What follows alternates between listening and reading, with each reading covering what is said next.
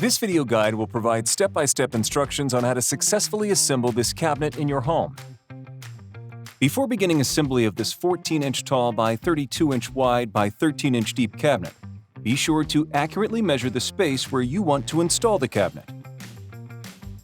The box contains everything needed for proper installation, including top, bottom, back, right side and left side panels, flipper door, lock, brackets, screws, and hex nuts. You will also need a number 2 Phillips screwdriver. Start by partially installing the sheet metal screws at both ends of the door track, repeating this same step for the other door track. Next, use 2 screws to install both door tracks to the top panel. The door tracks must be attached facing inward for full door functionality. Align the holes and insert the top panel into the edge of the back panel and loosely attach using 3 of the screws provided. No need to tighten completely until all screws are in place after step 8. Repeat the previous step, but this time insert the bottom panel into the edge of the back panel. Align the holes and loosely attach using 3 more of the screws provided. Again, don't tighten completely until after step 8. Next, align the holes of the right side panel to the outside edges of the top and bottom panels.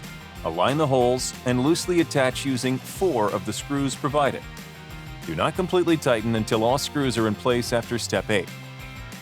Now, attach the left side panel to the outside edges of the top and bottom panels.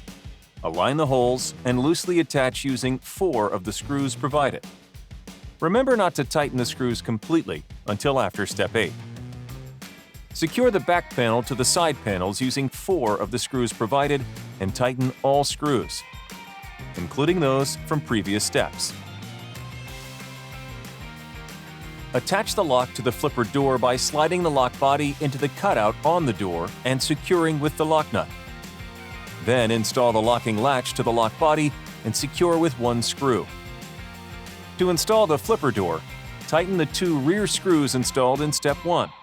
Then, align and insert the flipper door between the 2 door tracks.